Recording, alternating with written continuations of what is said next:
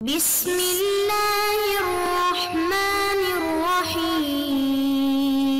اعوذ باللہ من الشیطان اللعین الرجیم بسم اللہ الرحمن الرحیم وبہ نستعین وہو خیر ناصر ومعین الحمدللہ رب العالمین وصلی اللہ علی محمد وآلہ الطیبین الطاہرین المعصومین۔ ہماری گفتگو کتاب المقاصد کے اس سلسلے میں ہے کہ جس کتاب کو شیخ اعظم مرتضی انصاری رحمۃ اللہ علیہ نے تعلیف کیا، اور یہ کتاب در واقع 3 حصوں پر مشتمل ہے۔ اس کا پہلا حصہ مقاصد محرمہ، اور اس کا دوسرا حصہ کتاب البیع، اور اس کا تیسرا حصہ خیارات کے متعلق ہے۔ اور ہماری گفتگو اس کتاب المقاصد کے دوسرے حصے یعنی کتاب البیع کے سلسلے میں ہے، اور آج کے اس پہلے درس کا عنوان بیع کی تعریف اور اس کی حقیقت ہے۔ اور اس درس کے اہم مطالب جو آج کے ہمارے اس درس میں مورد گفتگو قرار پائیں گے وہ اس طرح سے ہے کہ بیع کی لغوی تعریف کیا ہے، کس طرح لغت کے اندر بیع کا معنی کیا گیا ہے، اور پھر عوض اور معوض کا کیا معنی ہے، اسی طرح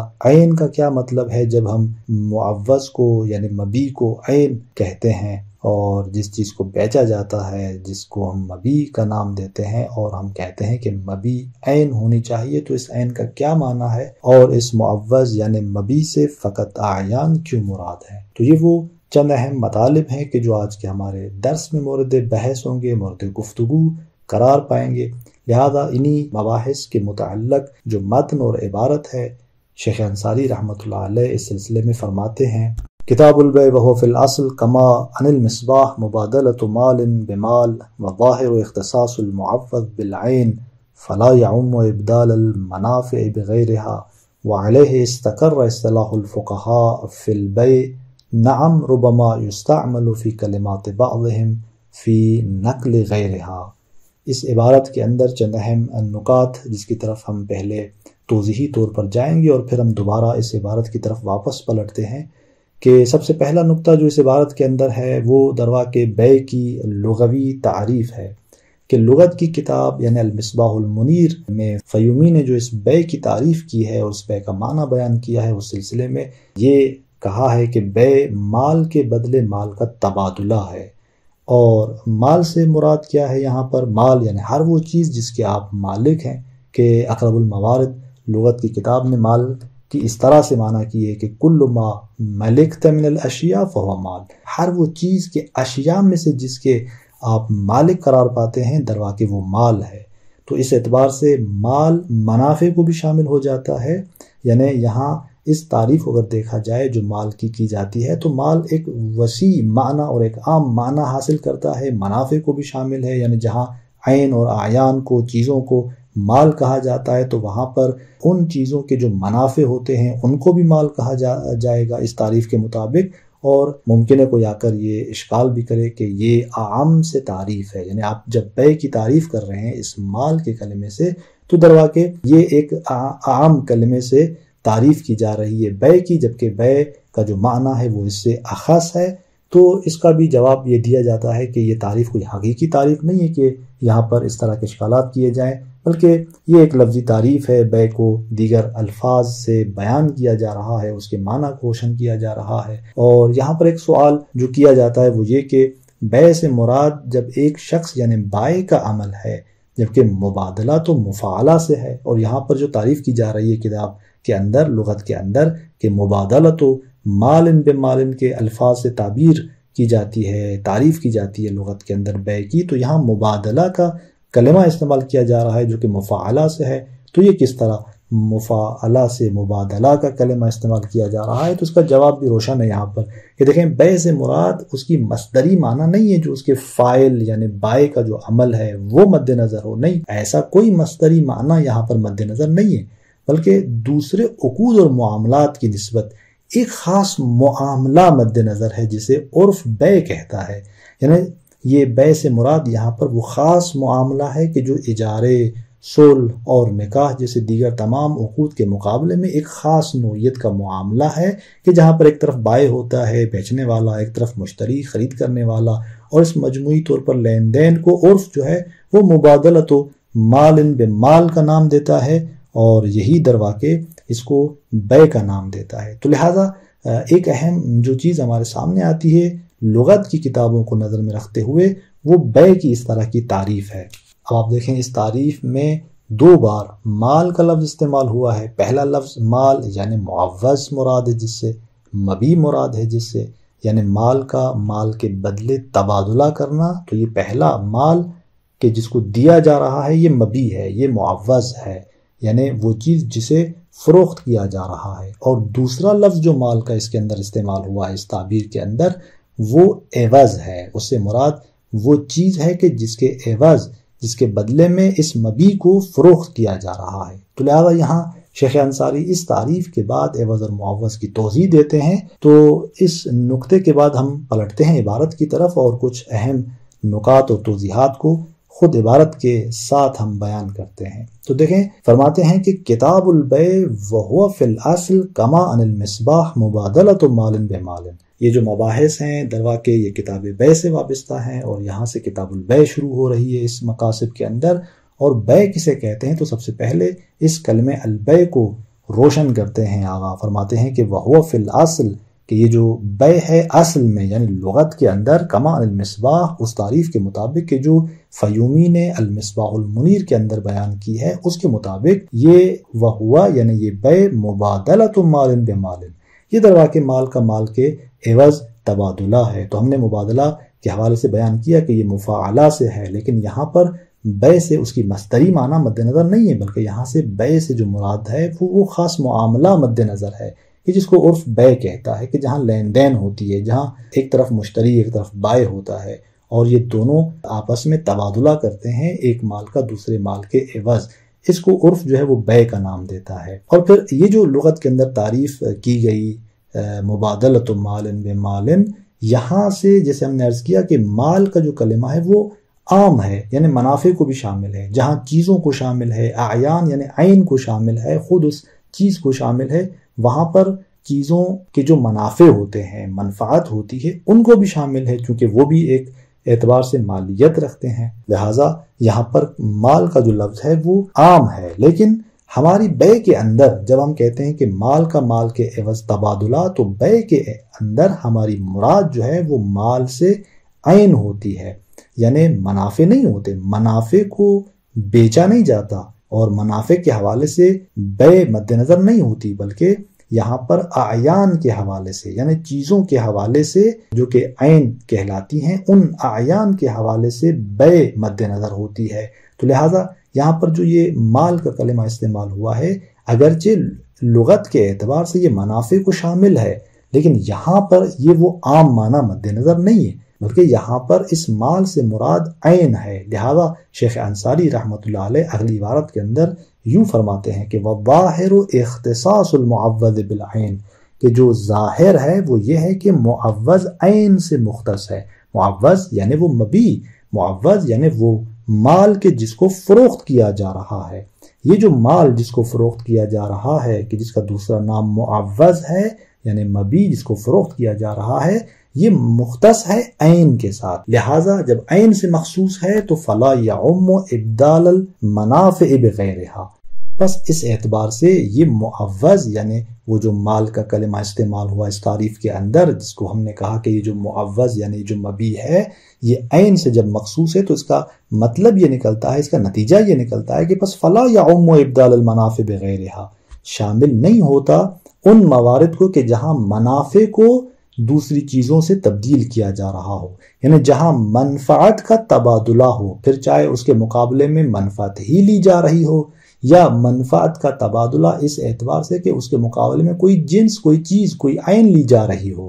دونوں صورتوں میں جہاں منافع کا تبادلہ ہو، منافع کو کسی کی ملکیت میں دیا جا رہا ہو، یہ بیع اسے شامل نہیں ہوتی۔ جب ہم نے کہا کہ معوض فقط عین ہے، یعنی جب ہم یہاں پر کہہ رہے ہیں کہ مال کا تبادلہ مال کے عوض میں، اور یہاں پر معوض اس مبی سے فقط عین مراد لے رہے ہیں، تو بس جہاں منفعت کو تبدیل کیا جا رہا ہو کسی اور چیز کے عوض، تو اس کو ہم بیع نہیں کہیں گے۔ تو یہاں پر اس عبارت کے اندر دو چیزیں جن کو جاننا اور جس کے حوالے سے توضیح دینا بہت ضروری ہے۔ سب سے پہلا نقطہ خود یہ عین ہے کہ اسے کیا مراد ہے، جو ہم نے کہا کہ معوض مخصوص ہے عین کے ساتھ۔ تو یہاں پر عین سے مراد وہ چیز ہے جو منفعت اور حق کے مد مقابل ہو۔ اب جب عین منفعت اور حق کے مد مقابل ہے تو لہٰذا یہاں سے یہ روشن ہو جاتی ہے بات کہ عین سے مراد کیا ہے۔ پس عین یہاں عین شخصی کو بھی شامل ہے، یعنی مثال کے طور پر میرے سامنے جو یہ کتاب موجود ہے یہ خود اعیان میں سے ایک عین ہے، یعنی ایک شخصی اور جزئی ایک عین کے عنوان سے، ایک چیز کے عنوان سے میرے سامنے ہے، اس کو ہم عین کہتے ہیں۔ اور ایک مرتبہ عین جو ہے وہ کلی ہوتی ہے۔ اب وہ کلی یعنی ایک ایسی چیز کہ جو متعدد مصادیق پر صادق آتی ہے، اور اس طرح ایک کلی چیز کی بیع کرنا، اس کو بیچنا، اس کو بھی عین شامل ہے۔ جس طرح ہم بیع سلف کے اندر ایسے ہوتا ہے کہ ایک چیز بائع کے ذمے پر آتی ہے، ایک کلی چیز جو ہے وہ بائع کے ذمے پر آتی ہے، وہ مبیع قرار پاتی ہے، یعنی وہاں پر پیسے پہلے لیے جاتے ہیں، عوض جو ہے وہ پہلے لیا جاتا ہے، لیکن مبیع کہ جو ایک کلی چیز کی صورت میں بائع کے ذمے پر مستقر ہوتی ہے وہ بعد میں دی جائے گی۔ تو یہاں پر بیع سلف کے اندر جو مبیع قرار پاتی ہے وہ وہی کلی قرار پاتی ہے جو بائع کے ذمے پر مستقر ہوتی ہے۔ تو اس طرح یہاں پر عین جو ہے وہ منفعت اور حق کے مد مقابل ہے کہ جو عین شخصی کو بھی شامل ہے، اور یہی عین جو ہے وہ کلی کو بھی شامل ہے۔ پھر کلی کے اندر دوبارہ اقسام آتے ہیں کہ انشاءاللہ آگے مسائل کے اندر ان چیزوں کو دوبارہ روشن کیا جائے گا۔ اور دوسرا اہم نقطہ جو یہاں پر مد نظر ہے وہ یہ کہ والظاہر اختصاص المعوض بالعین میں یہ الظاہر اس کا منشأ ظہور کیا ہے۔ یہ جو شیخ انصاری رحمۃ اللہ علیہ فرماتے ہیں کہ معوض یہاں پر مخصوص ہے عین سے، تو کس بنا پر اس معوض کو عین سے مختص جان رہے ہیں؟ تو کہا والظاہر کہ ظاہر یہ ہے۔ تو یہاں پر سوال اٹھتا ہے کہ اس ظاہر کا منشأ کیا ہے، اس ظہور کا سبب کیا ہے؟ تو یہاں پر دو چیزیں بیان کی جاتی ہیں جو اس ظہور کا سبب قرار پاتی ہیں۔ ایک تبادر ہے، یعنی جب بیع کا لفظ استعمال ہوتا ہے تو اس بیع کے لفظ کے استعمال کے وقت وہ معنی جو ذہن انسانی کی طرف متبادر ہوتی ہے وہ عین کی نقل اور تملیک ہے، یعنی عین کو منتقل کرنا، عین کو کسی کی ملکیت میں قرار دینا۔ یہ وہ معنی ہے جو اسی بیع کے لفظ سے ہمارے ذہنوں میں آتی ہے، اور ہم علم اصول میں پڑھ چکے ہیں کہ تبادر حقیقت کی علامت ہے۔ بس اگر بیع سے یہ معنی ہمارے ذہن میں آتی ہے تو اس کا مطلب یہ ہوا کہ بیع کا معنی کیا ہے؟ مبادلۃ عین ہے۔ نہیں یہ کہ بیع کا مطلب یہ ہو کہ مال کا مبادلہ اس معنی میں کہ وہ پھر منفعت کو بھی شامل ہو، نہیں، بلکہ بیع سے مراد یعنی عین کا تبادلہ ہے۔ اور پھر دوسرا جو یہاں پر سبب بیان کیا جاتا ہے وہ منافع کی تملیک سے بیع کا سلب ہونا، یعنی اگر آپ منافع کی تملیک کر رہے ہوں، منافع کو کسی کی ملکیت میں دے رہے ہوں تو وہاں پر آپ کلمہ بیع کو سلب کر سکتے ہیں۔ مثلا اگر آپ ایک گھر کی رہائش جو کہ ایک منفعت ہے اس کو اگر آپ کسی کی ملکیت میں قرار دیں تو وہاں پر یہ کہنا درست ہے کہ ھذا لیس ببیع، یہ بیع نہیں ہے، یعنی وہاں پر بیع کے لفظ کو اس سے سلب کیا جا سکتا ہے۔ اور جبکہ عین کو جب ہم کسی کی ملکیت میں قرار دیتے ہیں تو وہاں ہم اس بیع کے لفظ کو سلب نہیں کرتے، بلکہ عین کی تملیک میں بیع کا لفظ خود حمل ہوتا ہے۔ اور ہم یہ علم اصول میں پڑھ چکے ہیں کہ جہاں ایک لفظ کا حمل صحیح ہو، جیسے یہاں پر عین کو آپ کسی کی ملکیت میں قرار دیتے ہیں تو بیع کے لفظ کا استعمال صحیح نظر آ رہا ہے، تو یہاں پر یہ صحت حمل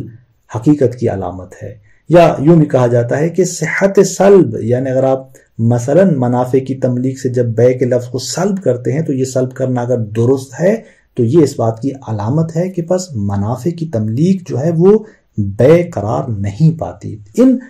اسباب کو دیکھتے ہوئے آپ فرماتے ہیں کہ والظاہر یعنی تبادر اور اس طرح یہ جو حقیقت کی علامات ہیں، نشانیاں ہیں، یہ منشأ ظہور ہیں اس بات کا کہ معوض سے جو مراد ہے یہاں پر وہ عین ہے۔ بس یہاں پر مبادلۃ مال بمال میں یہ مال کا لفظ عمومیت نہیں رکھتا۔ وعلیہ استقر اصطلاح الفقہاء فی البیع، اور یہی وہ مطلب ہے کہ جس پر فقہاء کی جو اصطلاح ہے بیع کے سلسلے میں وہ مستقر ہے، یعنی وہ اپنی اصطلاح کے اندر بھی اسی ہی مطلب کو بیان کرتے ہیں۔ اب یہاں پر ہم دیکھتے ہیں کہ جب ہم نے کہا کہ بیع کا مطلب یہ ہے کہ جہاں عین کا تبادلہ ہو، تو کچھ ایسے موارد بھی ہمیں ملتے ہیں کہ جہاں بیع کے اس لفظ کو یعنی عین کے علاوہ منافع کے موارد میں بھی استعمال کیا گیا ہے۔ تو سوال یہ ہے کہ عین کے علاوہ منافع کے موارد میں بیع لفظ کا استعمال اس طرح کیوں کیا گیا ہے؟ اس کے کچھ نمونے ہم آپ کے سامنے بیان کر دیتے ہیں کہ جس کو یہاں پر آگا بیان کرتے ہیں۔ اس کا پہلا نمونہ مثلا عبد مدبر ہے کہ جس کی خدمت کے مورد میں بیع لفظ کا استعمال ہوا ہے روایت کے اندر۔ عبد مدبر یہ وہ شخص ہے کہ جس کو اس کا آقا، اس کا مولا کہتا ہے کہ انت حر دبر وفاتی، کہ تم میری وفات کے بعد آزاد ہو. تو مولا کی وفات کے فوراً بعد یہ آزاد ہو جانا ہے. اب اس کی تمام تر خدمات جو ہیں، یہ جو خدمت انجام دیتا ہے، یہ اس کے اپنے مولا کی ملکیت ہے. وہ اس کی خدمت کو کسی کی ملکیت میں قرار دینا چاہتا ہے. تو وہاں پر روایت کے اندر بے کا لفظ استعمال ہوا ہے کہ یعنی یہ خدمت کو بیچنا جائز ہے، عبد کی خدمت کو فروخت کرنا جائز ہے. تو یوں یہاں پر بے کا لفظ استعمال ہوا ہے. یا مثلا نامعلوم مالک کے گھر کی رہائش کے مورد میں بے کا لفظ استعمال ہوا ہے روایت کے اندر. یعنی ایک ایسا گھر جس کے مالک معلوم نہیں ہے اور وہ شخص جو وہاں پر رہ رہا ہے وہ اس کی رہائش کو کسی کی ملکیت میں دینا چاہتا ہے. تو وہاں پر روایت کے اندر بے کا کلمہ اس کے لیے استعمال ہوا ہے. جبکہ آپ دیکھیں پہلی مثال کے اندر عبد کی جو خدمت ہے وہ منفعت ہے، یعنی وہ منافع میں سے ہے کہ جو اس کے آقا کی ملکیت ہے، وہاں بے کا استعمال ہوا. اور نامعلوم گھر کی جو رہائش ہے وہ بھی اس گھر کی منفعت حساب ہوتی ہے کہ جس کے بارے میں بے کا کلمہ استعمال کیا جا رہا ہے. اسی طرح ایک اور نمونہ جو کہ خراجیہ زمینیں ہیں کہ جن کی بے جائز نہیں ہوتی، تمام مسلمین کی ملکیت ہوتی ہے، کہ جن کی بے نہیں کی جا سکتی. کیوں؟ اس لیے کہ یہ وہ زمینیں ہیں کہ جو تمام مسلمانوں کی ملکیت قرار پاتی ہیں، لیکن ہاں ان زمینوں کے جو منافع ہیں وہ منتقل کیے جا سکتے ہیں. لیکن اب ان زمینوں کے منافع کو جب آپ منتقل کرتے ہیں تو روایت کے اندر اس زمینوں کے منافع کے انتقال کے حوالے سے کلمہ بے کا استعمال ہوا ہے. جبکہ آپ دیکھیں کہ ان کے جو منافع ہیں وہ عین نہیں ہے، آیان میں سے نہیں ہے، منافع ہیں، اور وہاں پر کلمہ بے کا استعمال کیا جا رہا ہے. تو یہ چند نمونے ہیں کہ جہاں عین کے علاوہ منافع کے حوالے سے لفظ بے کا استعمال ہوا ہے. تو آپ فرماتے ہیں کہ یہ جو موارد روایت کے اندر موجود ہیں یہ تساموں کے باب سے ہیں، نہ حقیقت کی بنا پر. یعنی یہاں پر ایسا نہیں ہے کہ لفظ بے کو حقیقی معنی میں استعمال کیا جا رہا ہو، نہیں، بلکہ یہاں ایک مجاز اور تساموں کے باب سے اس طرح لفظ بے کو ان منافع کے حوالے سے استعمال کیا جا رہا ہے. فرماتے ہیں کہ نعم ربما یستعمل فی کلمات بعضهم فی نقل غیرہا، ہاں چہ بسا استعمال کیا جاتا ہے اس بے کے لفظ کو بعض فقہا کے کلمات میں فی نقل غیرہا، یعنی عین کے علاوہ دیگر موارد میں، یعنی منافع کے موارد میں اس عین کو استعمال کیا جاتا ہے. بعض کلمات فقہا کے اندر اس کو دیکھا جا سکتا ہے.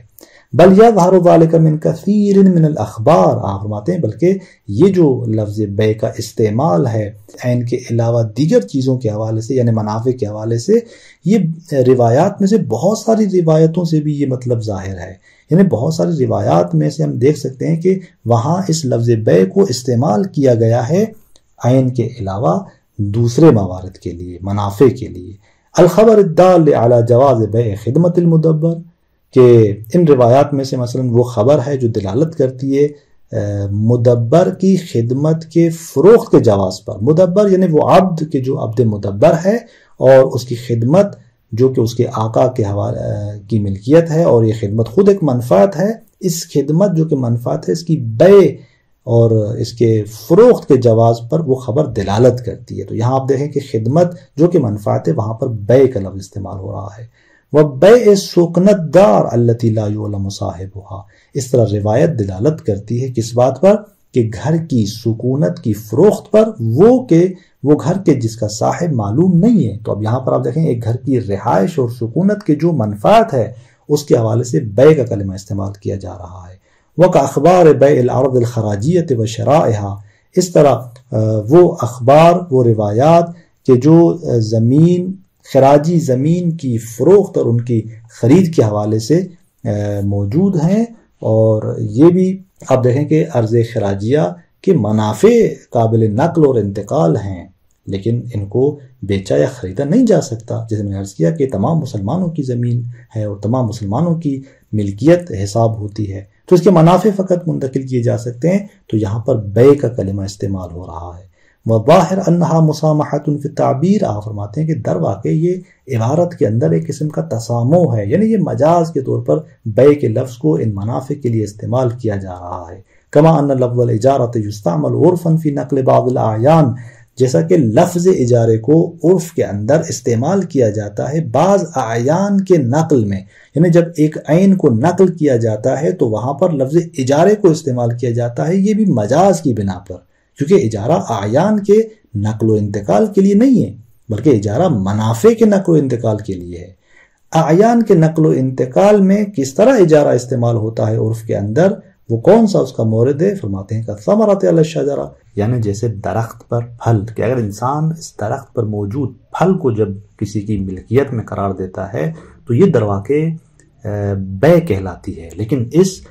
پھلوں کو جب کسی کی ملکیت میں قرار دیتا ہے اور یہاں پر اس کو بے کہنا چاہیے، اجارے کا کلمہ استعمال ہو رہا ہے۔ تو اس طرح بے کی لغوی تعریف ہمارے سامنے آتی ہے، اور اسی کے ذیل میں یہ بات بھی روشن ہوئی کہ مبیع معوض فقط اعیان کو شامل ہے، منافع کو شامل نہیں ہے، اور بے